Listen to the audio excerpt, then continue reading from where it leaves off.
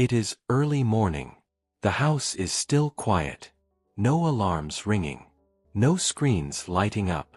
Just soft sunlight slipping through thin cotton curtains, painting pale stripes across the polished hardwood floor, and the steady, comforting tick of a wall clock in the hallway. The air carries the faint, lingering scent of last night's supper, perhaps roast chicken and mashed potatoes, and the cool freshness of overnight stillness. This is a Saturday morning in 1950, and nothing is in a hurry. The calendar on the kitchen wall says Saturday, and that means something special. No factory whistles calling men to the assembly line. No school bells summoning children to classrooms. No rush-hour traffic rumbling past the front porch. The week has loosened its grip. Outside, the streets rest quietly, waiting for the day to wake up. A milk truck makes its slow rounds down the block, bottles clinking gently in wire crates like delicate glass chimes. The milkman sets 2 quarts on the porch step, the cold glass sweating slightly in the morning air, covers them with a small aluminum cap, and drives on without ringing the bell. A single car passes now and then, tires humming softly on asphalt still cool from the night, leaving behind the faint scent of gasoline. Somewhere a dog barks once, then quiets. The neighborhood is still sleeping, and it likes it that way, the distant chirp of early birds, the rustle of leaves in a gentle breeze. In the kitchen, a coffee percolator begins to bubble softly on the stove. The glass knob on the lid trembles with each rising bubble, releasing that rich, warm aroma that fills the room like a quiet promise. Deep, roasted, comforting. A newspaper lies folded neatly on the table, its ink still fresh, headlines waiting to be read. Perhaps a story about President Truman's latest speech, or the ongoing talks in Korea, or the price of bread still steady at 19 cents a loaf.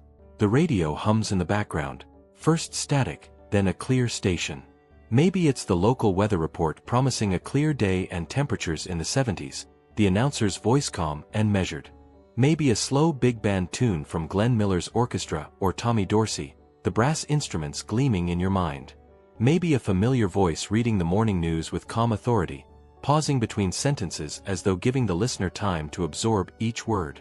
The volume is low, respectful of the hour, blending with the soft clink of a spoon against a cup.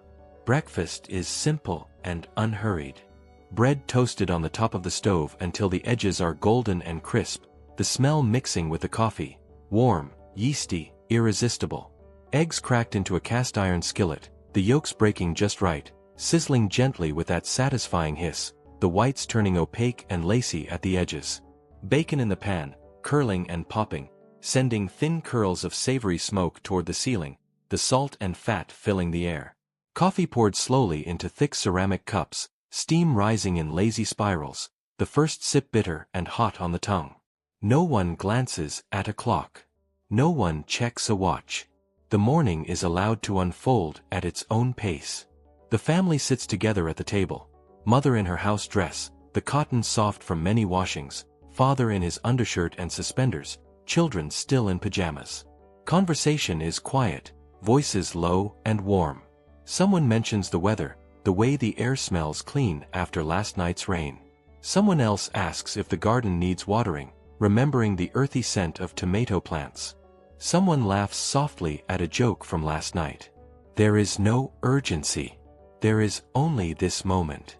Down the hallway, children stir. Bare feet touch cold hardwood floors, the chill a small shock that wakes them fully. Pajamas rumpled, hair messy, eyes still heavy with sleep, carrying the faint warmth of blankets. They pad into the living room, drawn by the low hum of the television warming up, the faint ozone smell of the tube heating. The picture tube flickers, then steadies, the black and white image sharp and glowing. Cartoons arrive right on schedule, because if you miss them, they're gone. No pausing. No rewinding. No streaming later. You sit on the rug, the wool slightly scratchy beneath you, cereal bowl in your lap, milk splashing over cornflakes or puffed rice with a cool splash. The whole family gathers close, eyes fixed on the screen, the room filled with the muffled sounds of cartoon music and laughter. Tom chases Jerry across the screen in black and white, the chase music jaunty. Bugs Bunny outsmarts Elmer Fudd again, the carrot crunch loud and satisfying. The laughter is soft, shared, real, echoing gently in the room. Outside the window, birds call, their songs clear in the still air. Inside, the room feels safe and complete, warmed by bodies close together. By mid-morning the neighborhood begins to wake. Front doors open one by one, screen doors creaking on hinges. A lawn sprinkler clicks on, sending arcs of water across green grass that still carries the scent of dew, the droplets sparkling in the sunlight. A man in a flannel shirt waves to his neighbor while rolling up the morning paper and tucking it under his arm, the paper rustling. Children spill out onto the sidewalk, bicycles wobbling at first, then steadying, the chains clicking rhythmically. No helmets. No knee pads. Just the sound of tires on pavement, laughter bright and free, and the occasional shout of, "Tag. You're it." Dogs bark in the distance, joyful and excited.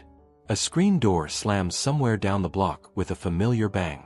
The air smells of cut grass, sharp and green, fresh laundry hanging on lines with a clean scent of soap, and faint wood smoke from someone burning leaves in a barrel, the smoke curling lazily upward.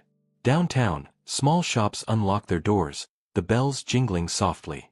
The barbershop fills with conversation, men in the chairs talking baseball, politics, the price of steel, the scent of talcum powder and shaving cream thick in the air.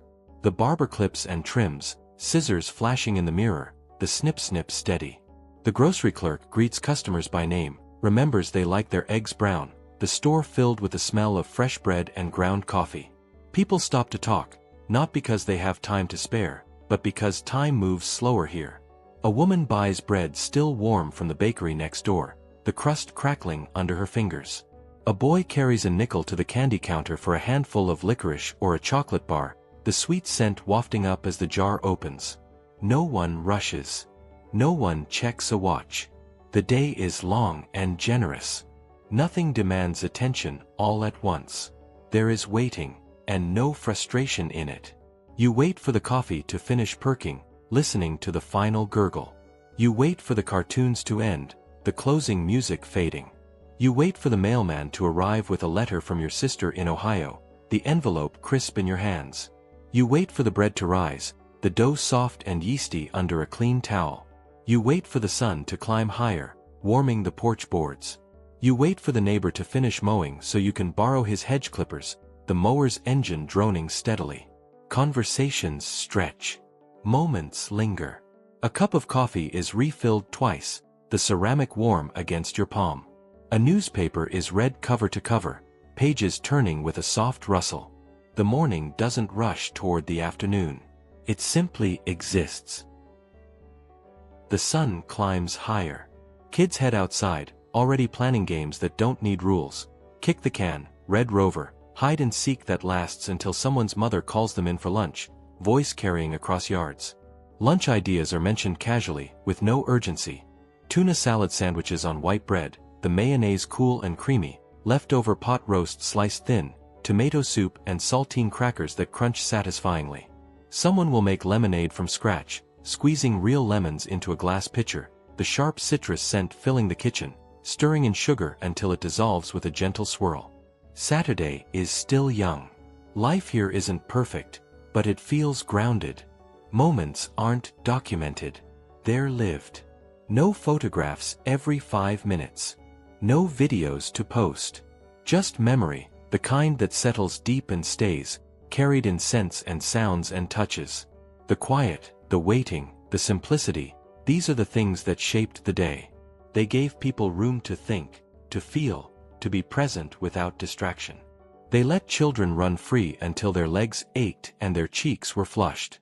They let adults sit on the porch swing with a glass of iced tea, condensation cool on the fingers, and talk about nothing important at all. The morning stretches on. A father steps out to check the oil in the family car, the hood propped open with a soft creak, rag in hand, the engine still warm from yesterday. A mother hangs laundry on the line, clothespins clicking sharply, sheets billowing like sails in the breeze, carrying the clean scent of soap and sun. Children chase each other across lawns, voices carrying on the warm air, grass soft under bare feet. A neighbor waves from across the street, asks if anyone needs anything from the hardware store, voice friendly across the quiet street. Someone answers yes, and the day shifts gently forward. The pace is deliberate. The rhythm is human. By late morning the neighborhood is fully awake, but still unhurried. A woman pushes a baby carriage down the sidewalk, the wheels rumbling softly, stopping to chat with another mother, their voices low and laughing. Two boys ride bicycles in slow circles, talking about the Saturday matinee at the theater downtown.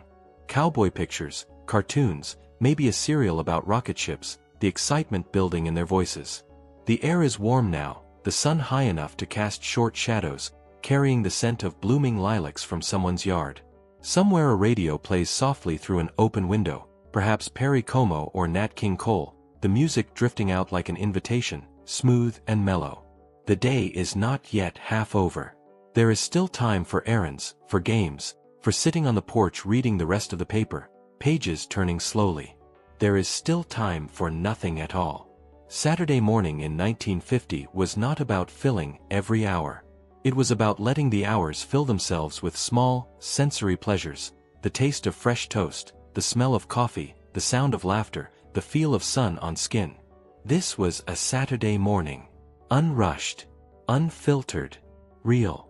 The kind of morning where time didn't feel like something slipping away, but something you could hold in your hands for a while.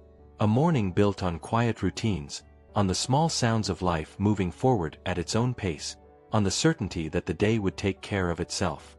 If this quiet glimpse into 1950 stirred something in you, maybe a memory, maybe a longing for that slower rhythm, hit that subscribe button.